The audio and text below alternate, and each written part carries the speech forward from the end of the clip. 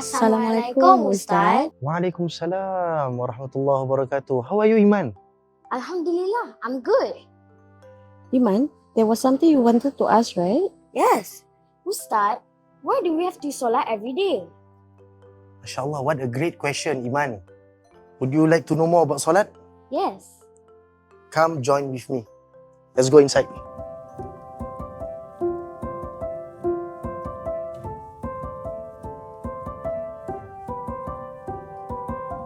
Masya Allah, si Comel tu nak tahu lebih tentang solat. Ustaz Syazwan boleh kongsikan kepada kita apakah itu solat? InsyaAllah. Terima kasih Ustaz Abdul Matin. Jadi solat itu dari segi bahasa membawa maksud berdoa untuk kebaikan. Jadi solat itu ditetapkan oleh Allah Subhanahu Wa Taala semasa Al-Mi'raj dan ini berlaku tanpa sebarang perantaraan. Ini menunjukkan solat itu menjalinkan hubungan secara langsung dengan Allah Subhanahu Wa Taala. Dari segi istilah fikir pula, solat merupakan beberapa siri pergerakan dan juga bacaan-bacaan tertentu yang bermula dengan takbiratul ihram dan berakhir dengan salam, dan juga terdapat pelbagai jenis solat. Yang penting sekali adalah solat 5 kali pada satu hari, tapi yang lain-lain itu merupakan solat-solat sunnah. Jadi Ustaz Syazwan, mengapa pula kita perlu melaksanakan solat? Sebenarnya solat itu merupakan suatu perbualan intim antara hamba Allah SWT dengan Tuhannya. Dan pada waktu solat itu, kita boleh sahaja mengungsikan perasaan kita, mahupun sedih ke, bahagia ke, bersyukur ke, kepada Allah Subhanahu Wa Taala. Solat itu juga merupakan suatu peringatan fizikal, mental dan juga spiritual untuk hamba Allah SWT, dan sekali lagi ia merupakan satu hubungan yang kuat antara hamba dengan Allah SWT. Jadi solat itu merupakan salah satu tiang agama. Nabi SAW pun menyebutkan as-salatu imaduddin, solat itu tiang agama. Okey Ustaz Syazwan, sebelum kita melakukan solat itu sendiri, apakah persiapan yang perlu kita sediakan sebelum kita menjalankan solat itu? Baik, antara beberapa persiapan, yang pertama adalah menunggu masuknya waktu solat fardu itu, dan kita boleh sahaja mengimbas aplikasi muslim.sg untuk tahu waktu solat pada hari tersebut. Yang kedua adalah untuk mengambil wudu. Jadi apabila kita nak mendapatkan fokus ataupun khusyuk semasa solat, haruslah kita bermula daripada saat kita ambil wudu itu. Dan barang siapa yang berada dalam hadas besar, maka dia harus bermandi wajib. Dan bagi mereka yang ingin tahu lebih tentang wudu, silalah mereka rujuk kepada video ataupun episod DIY sebelum ini, iaitu berkenaan wudu. Yang ketiga, untuk menutup aurat. Agar kita menjaga aurat kita agar ia tidak terbuka sepanjang solat kita. Dan yang keempat adalah untuk pastikan bahawa badan kita, baju kita, tempat solat kita itu tidak terdapat apa-apa najis padanya. Baiklah Ustaz Syazwan, bagaimana pula caranya untuk kita melaksanakan solat? Cara melaksanakan solat itu memerlukan tumpuan yang penuh untuk kita berserah kepada Allah Subhanahu Wa Taala dari segi perucapan kita, qauli, dari segi perbuatan kita, fi'li, dan juga dari segi minda dan juga hati kita, iaitu qalbi. Berlandaskan mazhab Asy-Syafi'i, ini adalah panduan langkah demi langkah untuk melakukan solat. Yang pertama adalah niat. Jadi tempat niat itu berada di dalam hati, tetapi hukum untuk kita melafazkan niat itu adalah sunnah. Usalli fardhu adh-dhuhri 4 raka'atin adaan lillahi ta'ala. Yang ketiga, takbiratul ihram. Apabila kita menyebut takbiratul ihram, kita mengangkat tangan kita dan selarikan ibu jari kita dengan paras telinga. Apabila kita menyebut takbiratul ihram itu, haruslah ia jelas. Walaupun kita menyebutkan dan ataupun berbisik kepada diri kita sendiri, ia harus jelas. Ketiga, khusyuk dalam solat. Hudur bermaksud sedar atas perbuatan dan juga ucapan kita dalam solat. Seterusnya pula adalah untuk berdiri semasa solat bagi siapa yang mampu berdiri. Dan juga salah satu perkara sunnah adalah untuk membaca doa iftitah semasa berdiri dalam solat. Allahu Akbar kabira walhamdulillahi kathira wa subhanallahi bukratan wa asila. Wajjahtu wajhiya lilladhi fatara as-samawati wal ardh hanifan musliman wa ma ana minal musyrikin. إن صلاتي ونسكي ومحياي ومماتي لله رب العالمين لا شريك له وبذلك أمرت وأنا من المسلمين. Yang keempat adalah untuk membaca surah Al-Fatihah. Jadi sebelum bacaan surah Al-Fatihah itu, disunnahkan untuk kita baca ta'awuz secara perlahan. Jadi ta'awuz merupakan bacaan A'udzubillahi minasyaitonirrajim yang bermaksud aku berlindung kepada Allah Subhanahu Wa Taala daripada godaan syaitan yang terkutuk. Al-Fatihah merupakan salah satu rukun daripada solat. Jadi apabila kita hendak melakukan solat berjamaah, haruslah kita menawarkan bagi siapa yang lebih fasih dalam bacaan surah Al-Fatihah itu untuk mengimamkan solat berjamaah. Benar, surah Al-Fatihah itu merupakan satu rukun daripada solat yang tak boleh kita tinggalkan.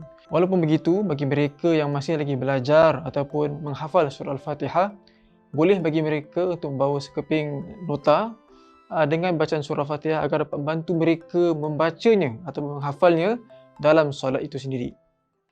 أعوذ بالله من الشيطان الرجيم بسم الله الرحمن الرحيم الحمد لله رب العالمين الرحمن الرحيم مالك يوم الدين إياك نعبد وإياك نستعين اهدنا الصراط المستقيم صراط الذين أنعمت عليهم غير المغضوب عليهم ولا الضالين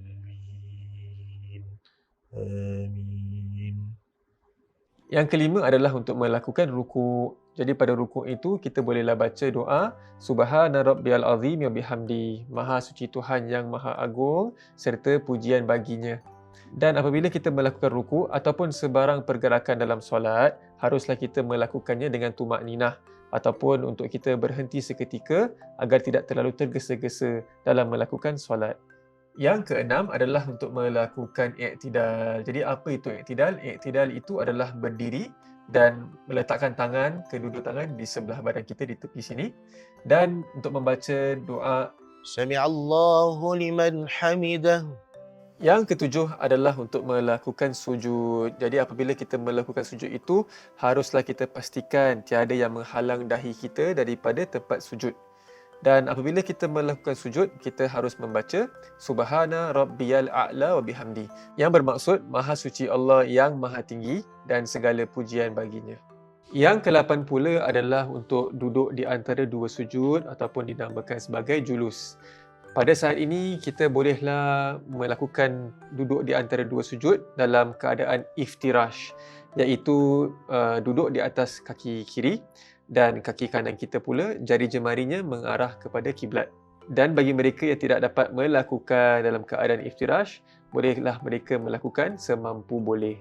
Dan pada saat ini juga kita boleh berdoa Rabbighfirli warhamni wajburni warfa'ni warzuqni wahdini wa'afini wa'fu anni. Seterusnya adalah melakukan sujud dan membaca tasyahud awal selepas melakukan sujud pada rakaat yang kedua. Dan setelah selesai perkara itu, kita bolehlah bangun dengan perlahan agar tidak tergesa-gesa. Seterusnya adalah untuk melakukan tasyahud akhir pada rakaat yang terakhir dan disunnahkan untuk melakukan ini dalam posisi tawarruk, iaitu dalam keadaan sandar kepada kaki kanan dan jari jemari pada kaki kiri itu terkeluar sedikit.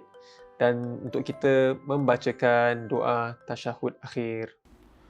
التحيات المباركات الصلوات الطيبات لله السلام عليك أيها النبي ورحمة الله وبركاته السلام علينا وعلى عباد الله الصالحين أشهد أن لا إله إلا الله وأشهد أن محمد رسول الله.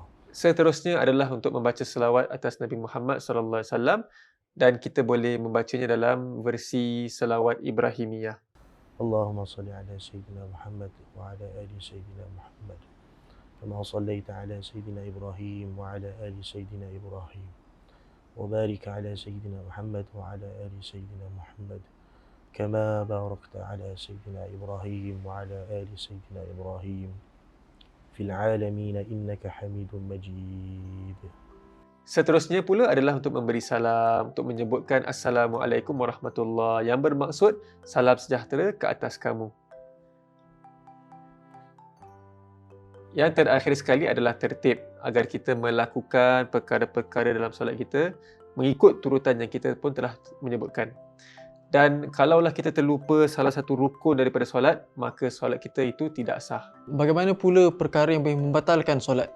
Baik, antara perkara-perkara yang boleh membatalkan solat, yang pertama adalah bercakap semasa solat, yang kedua adalah makan sewaktu solat, yang ketiga ialah pergerakan yang tidak berkait dengan solat 3 kali berturut-turut, kecuali pergerakan yang tidak disengajakan seperti membersin ataupun menggigil kerana sejuk. Baik Ustaz Syazwan, bagaimana pula bagi mereka yang terlupa rakaat mereka dalam solat itu? Adakah ia akan membatalkan solat mereka?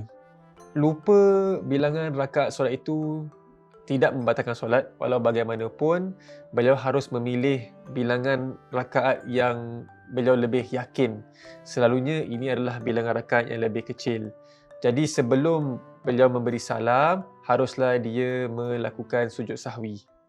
Allahu Akbar. Subhana man la yanamu wa la yashu.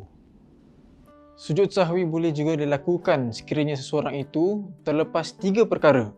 Yang pertama adalah tasyahud awal ataupun tasyahud yang pertama. Yang kedua adalah doa kunut ketika solat subuh.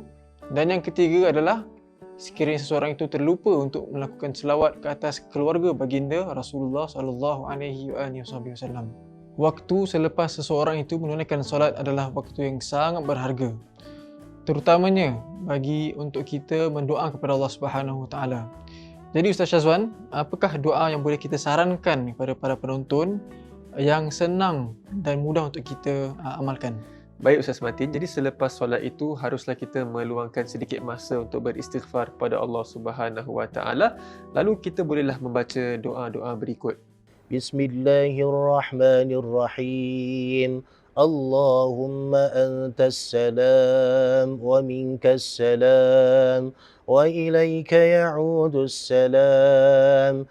فحينا ربنا بالسلام وأدخلنا الجنة دار السلام تباركت ربنا وتعاليت يا ذا الجلال والإكرام اللهم أعني على ذكرك وشكرك وحسن عبادتك بسم الله الرحمن الرحيم الله لا إله إلا هو الحي القيوم لا تأخذه سنة ولا نوم له ما في السماوات وما في الأرض من ذا الذي يشفع عنده إلا بإذنه يعلم ما بين أيديهم وما خلفهم ولا يحيطون بشيء من علمه إلا بما شاء وسع كرسيه السماوات والأرض ولا يؤوده حفظهما وهو العلي العظيم آمين. Seterusnya Ustaz Syazwan, apakah kelebihan dan faedah solat itu? Sememangnya terdapat banyak faedah dan kepentingan bagi solat. Dalam firman Allah SWT, A'udzubillahi minasyaitonirrajim, Bismillahirrahmanirrahim, Qad aflahal mu'minun alladzina hum fi salatihim khashi'un. Yang bermaksud, telah berjaya orang yang beriman, iaitu orang-orang yang khusyuk dalam sembahyangnya.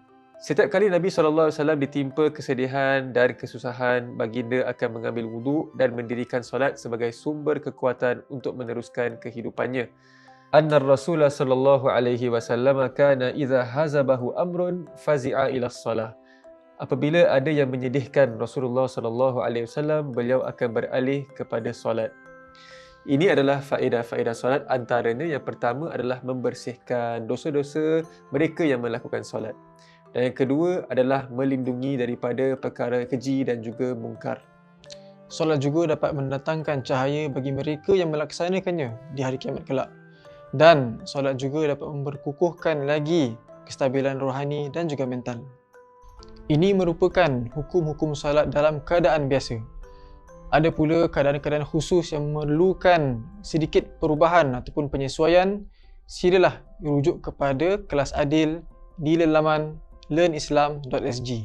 Seperti cinta yang memerlukan pengorbanan, solat juga memerlukan sedikit pengorbanan masa dan usaha kita.